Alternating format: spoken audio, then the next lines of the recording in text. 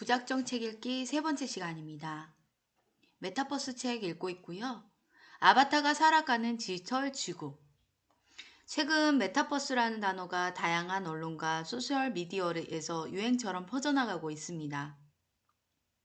어떤 사람들은 새로운 세계가 머지 않았다며 환호하고 어떤 사람은 메타버스와 관련된 회사의 주식을 찾아다닙니다.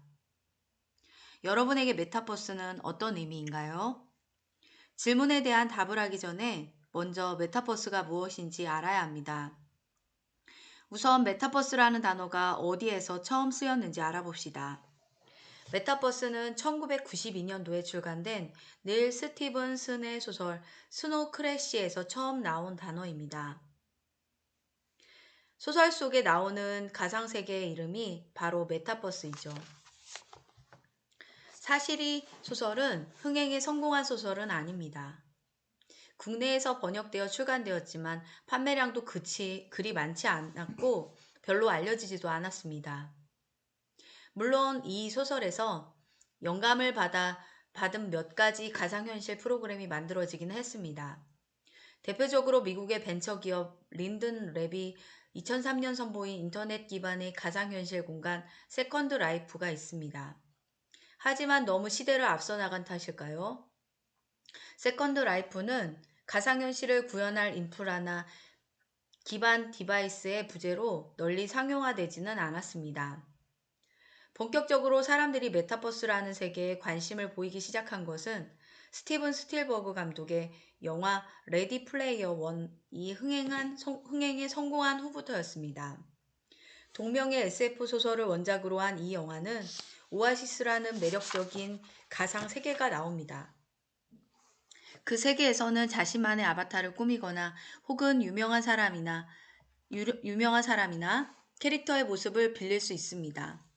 영화 속 가상세계는 현실에서 하지 못하는 다양한 것들을 현실처럼 생생하게 겪을 수 있는 매력적인 세계로 묘사됩니다.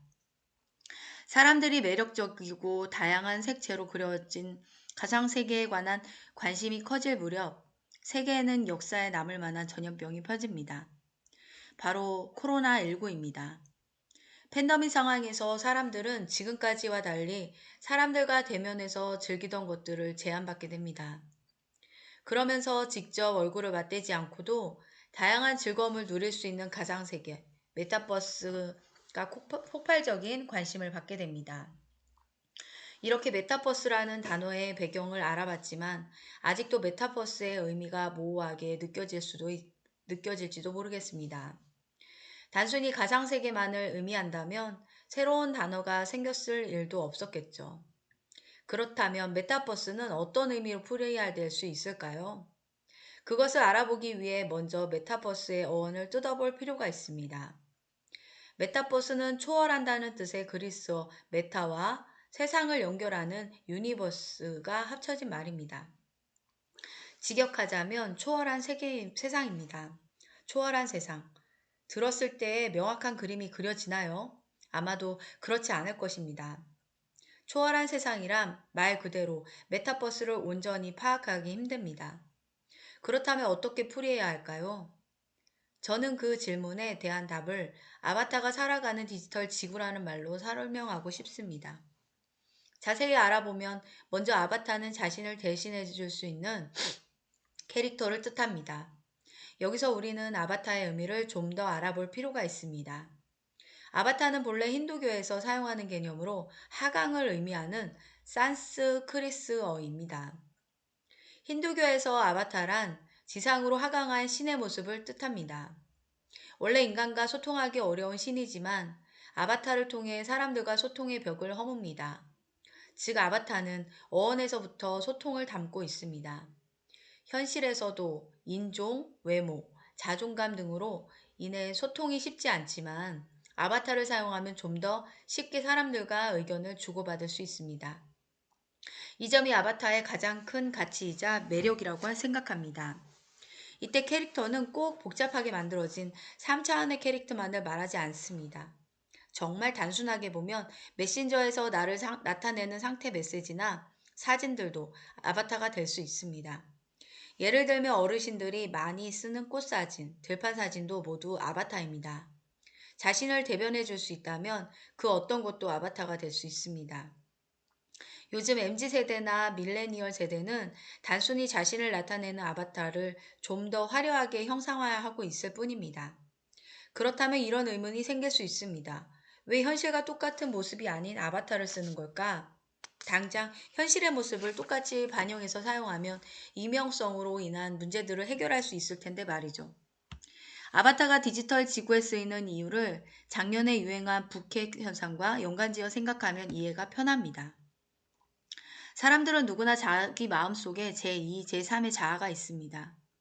이런 제2의 자아는 정신의학에서 안 좋은 의미로 쓰는 정신분열과는 다른 개념으로 사람들은 평상시 사회적인 자아에 억눌려 있는 경우가 많은 개인적인 자아를 표현하는 방법으로 부캐를 선택합니다. 사회적인 자아가 활동하는 영역과 개인적인 자아가 활동하는 영역을 나눠 억눌려 있던 개인적인 자아, 즉 부캐에서 심리적인 자유를 보장하는 것이죠. 이와 관련해 근대 심리학의 창시자로 일컬어지는 심리학자 윌리엄 제임스는 인간은 자신이 만나는 사람의 수만큼 자아를 갖고 있다고 말한 바 있죠. 바꿔 말하면 우리는 사회적 자아를 중심에 두고 수많은 자아를 숨기고 살아간다는 뜻입니다. 수많은 개인적 자아가 그 차이를 발견하지 못하는 셈이죠.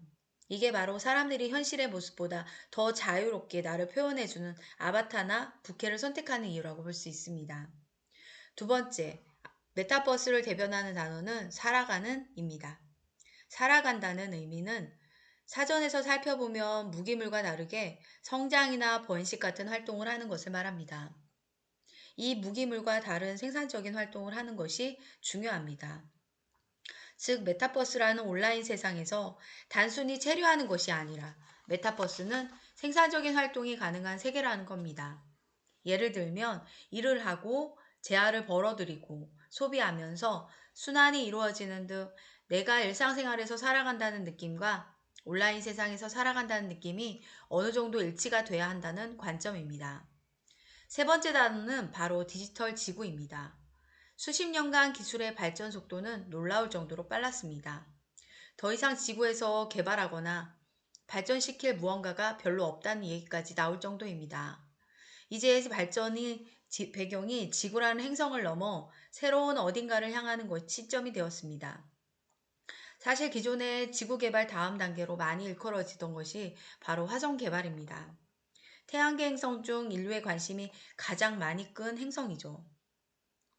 지구와 가깝고 생명의 존재 가능성이 제기되어 온 화성을 인간이 생존할 수 있는 지구처럼 만드는 작업, 화성 테라포밍에 관한 이야기를 끊이지 않고 언급되는 화두입니다. 실제로 테슬라, 스페이스X, 솔라시티 등 다양한 기술 관련 회사를 이끄는 세계적인 CEO이자 영화 아이언맨의 모티브이기도 한 일론 머스크는 화성 테라포밍의 원대한 포부를 밝힌 바 있습니다.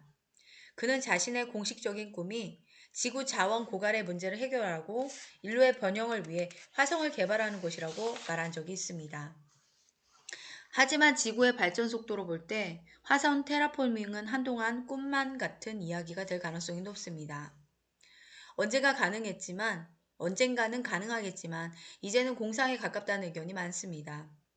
그렇다면 화성에 대체할 수 있는 대안이 무엇일까요? 이때 등장한 것이 바로 메타버스입니다. 새로운 행성을 개척하는 것이 아니라 지구 위에 그동안 없던 새로운 세상을 입히는 개념입니다. 정리하자면 메타버스는 나를 대변하는 아바타가 생산적인 활동을 영위하는 새로운 디지털 지구라고 풀어낼 수 있습니다. 혹시 아직 감이 잡히지 않나요? 그렇다면 지금부터 소개할 여러 가지 메타버스 세계관을 살펴보면 이해가 빠를 겁니다.